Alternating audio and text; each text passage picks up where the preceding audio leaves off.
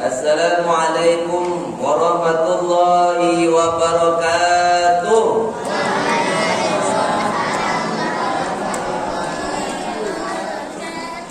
Saya doakan yang menjawab salam berangkat haji. Amin. Yang tak jawab berangkat umroh. Amin.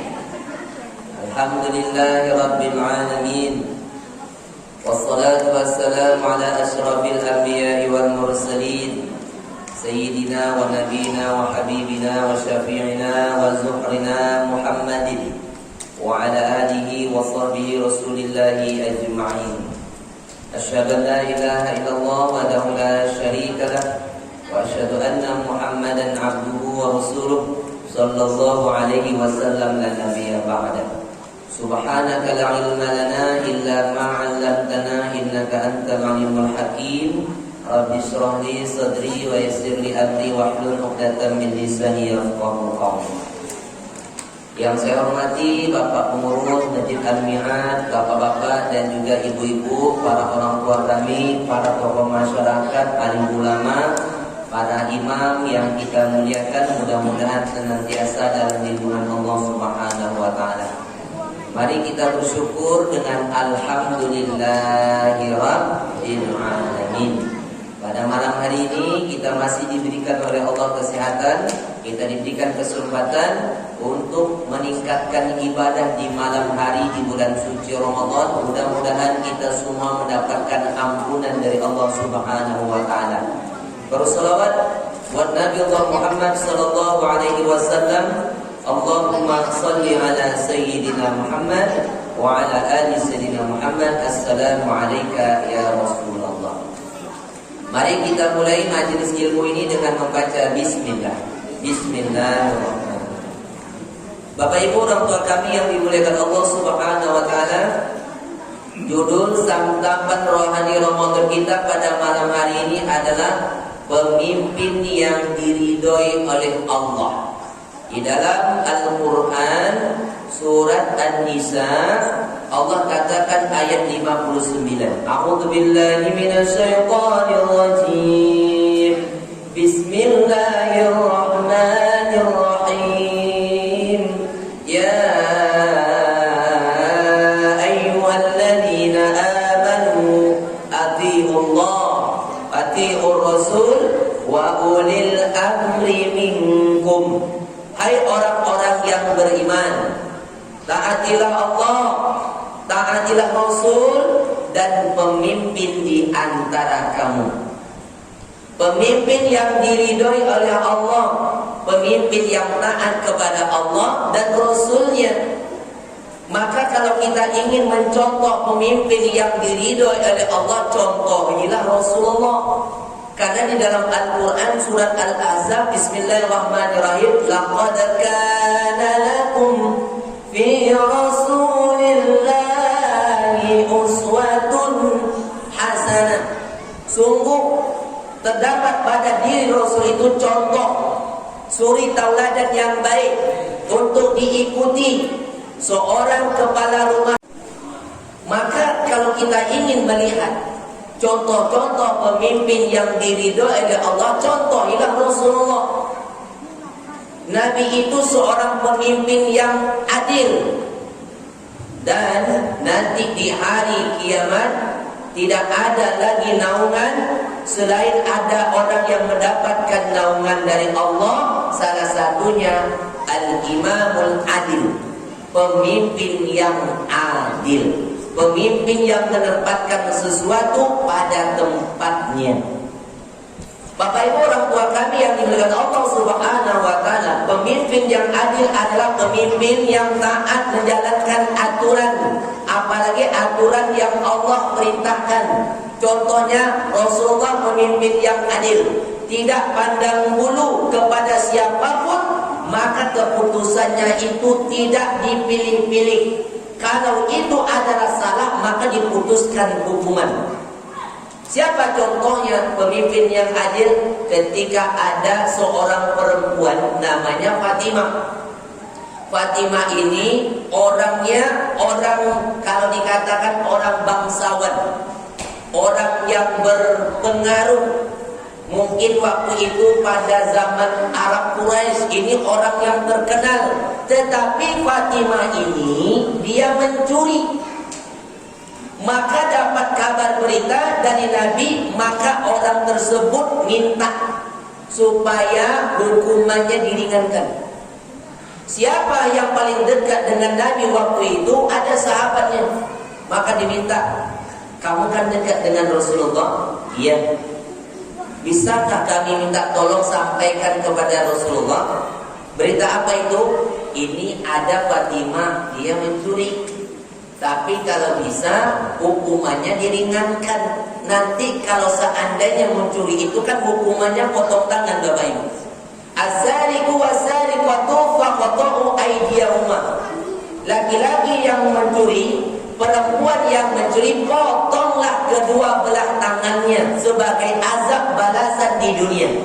Itu Al-Quran. Maka orang bangsawan ini tadi, karena dia ingin supaya hukumannya diringankan, ada orang kanan Rasulullah yang bisa menyampaikan, tolong kalau bisa jangan dipotong tangannya, nanti menjadi aib, keturunannya menjadi malu. Jadi Bapak Ibu, orang dulu walaupun bangsawan ada yang mencuri. Bagaimana dengan orang sekarang? Maka itu yang akan menjadi pertanyaan kita. Maka ketika itu disampaikan berita kepada Rasulullah, bukan Rasulullah senang Pak, marah Nabi. Apa kata Nabi? Apakah kamu ingin melindungi orang tersebut dari hukuman Allah? Apa kata Nabi saking marahnya? Demi Allah, demi Allah, seandainya anakku Fatimah Az-Zahra binti Muhammad yang mencuri, maka aku sendirilah yang akan memotong tangan anakku itu. Masya Allah. Jadi Rasulullah tidak pandang bulu.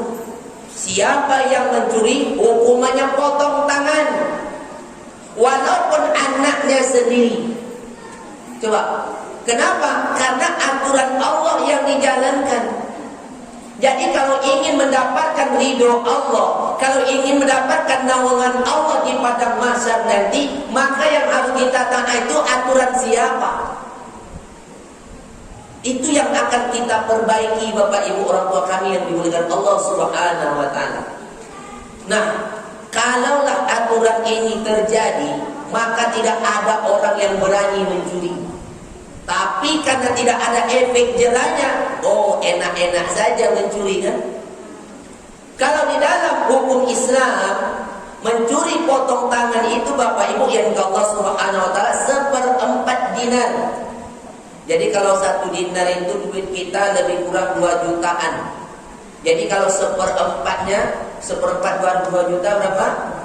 500.000. Jadi yang dipotong tangan Bapak Ibu. Jadi kalau 500.000 yang dimencuri, berarti 1 tangan hilang. Berarti hitungannya 1 jari kelingking ini 100. Mencuri 100.000, potong kelingking. Mencuri 200.000, potong 2 jari. Sampai 300, 400. Mencuri 500.000, yang dipotong 1 tangan. Itu yang mencuri 500.000, potong tangan. Tapi kalau mencuri 5M, apa yang dipotong? Hah? Oh. Ini kalau 5M yang mencuri dimutilasi, dicincang-cincang, tapi tak berlaku. Maka dari itu Bapak Ibu orang tua kami yang dimuliakan Allah Subhanahu wa taala, kalau di dunia tidak dijalankan hukuman itu, di akhirat nanti akan dituntut di padang mahsyar di hadapan Allah Subhanahu wa taala. Maka kalau ingin mendapatkan ridho Allah, jadilah pemimpin yang adil, tidak pandang bulu. Meskipun yang kesalahan itu anak sendiri, tetapi sekarang coba keluarganya dilindungi kan? Itu dia. Mana yang mau kita taati Bapak Ibu? Kita tidak memilih-milih siapapun, yang kita taati adalah memang aturan Allah. Kalau ingin mendapatkan naungan dan ridho Allah, maka dari itu Bapak Ibu orang tua kami Allah Subhanahu wa taala, itu pemimpin yang adil. Yang kedua, pemimpin itu harus tegas.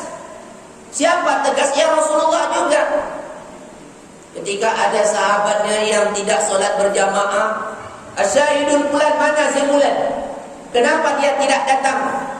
Seandainya dia tak datang, ubahkan rumahnya. Itu pemimpin yang tegas. Setelah Rasulullah tiada, disambung oleh para sahabat. Umar, Masya Allah, siapa yang tak mau bayar zakat, siapa yang meninggalkan solat, dibunuh. Itulah ketegasannya pada pemimpin dahulu. Beda kita dengan sekarang, Bapak Ibu. Maka dari itu Bapak Ibu yang Allah Subhanahu wa taala, mengapa bumi dunia kita ini sekarang, bumi kita, negeri kita dilanda musibah saja? Kenapa? Karena salah satunya banyak manusia yang tidak mau taat. Walau anna ahlal qura amanu wattaqau la fatahna alaihim barakatim minas sama'. Sekiranya suatu penduduk negeri itu beriman kepada Allah, bertakwa kepada Allah, mentaati dan patuh taat kepada aturan Allah, kami turunkan keberkahan dari langit. Coba. Tapi kuncinya beriman. Nah, maka dari itu kalau ingin mendapatkan keamanan negeri kita, aman dari wabah, aman dari musibah, maka jadilah pemimpin yang amanah. Jangan waktu mau menjabat saja, bukan main janji-janji, tapi ketika sudah menjabat lupa diri, menjadi amnesia semuanya. Coba. Maka dari itu Bapak Ibu, orang tua kami yang dimuliakan Allah Subhanahu wa taala, yang paling penting adalah kalau kita mulai dari kita diri sendiri dulu. Kenapa? Ku anfusakum wa ahlikum nar. Jagalah dirimu, keluargamu dari api neraka. Jadi pemimpin yang paling baik pertama adalah untuk menjaga diri kita dan keluarga kita. Bukan hanya golongan saja, tapi dari diri sendiri. Kalau kita memimpin dengan baik, insya Allah rumah tangga kita baik.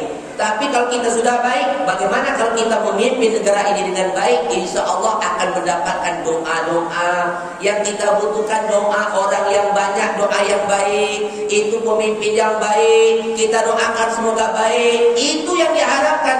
Tapi kalau yang diharapkan hanya adalah jabatan, kedudukan, kekuasaan, Qarun, Fir'aun, apa pula bedanya kan?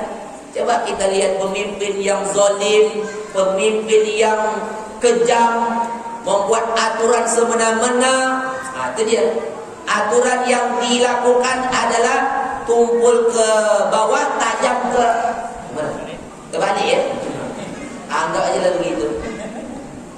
Yang mencuri sekian M bebas, ya enggak? Tapi yang mencuri sendal, mencuri buah, Masya Allah, ini yang akan banyak terjadi kita lihat. Maka kalau ingin mendapatkan ridho Allah, jadilah pemimpin yang mentaati Allah, tidak pandang bulu atas aturan yang berlaku. Mudah-mudahan kita semua Bapak Ibu mendapatkan lindungan dan naungan dari Allah Subhanahu wa taala. Yang kita harapkan adalah pemimpin yang amanah, pemimpin yang adil, pemimpin yang taat dan takut kepada Allah. Karena sesungguhnya ati Allah, ati Rasul wa ulil amri minkum, mentaati pemimpin itu salah satu bagian mentaati Allah dan Rasulnya. Siapa? Adalah mereka yang mentaati Allah, yang melaksanakan aturan Allah dan Rasulnya. Mereka takut nanti suatu saat mereka diminta pertanggungjawaban di hadapan Allah Subhanahu wa taala. Mudah-mudahan kita doakan negeri kita ini menjadi negeri yang aman, pemimpin kita menjadi pemimpin yang adil, pemimpin yang amanah, pemimpin yang takut kepada Allah. Kita doakan akan mendapatkan pemimpin-pemimpin yang terbaik, yang akan memberikan udara segar untuk umat Islam. Mudah-mudahan kita berdoa kepada Allah Subhanahu wa taala. Ini yang dapat saya sampaikan di hadapan Bapak Ibu, orang tua kami semua. Terima kasih atas segala perhatian. Mohon maaf atas segala kekurangan. Ada pertanyaan? Alhamdulillah tidak ada. Subhanallah rabbana wa bihamdika asyhadu an la ilaha illa anta astaghfiruka wa atubu ilaik. Assalamualaikum warahmatullahi wabarakatuh.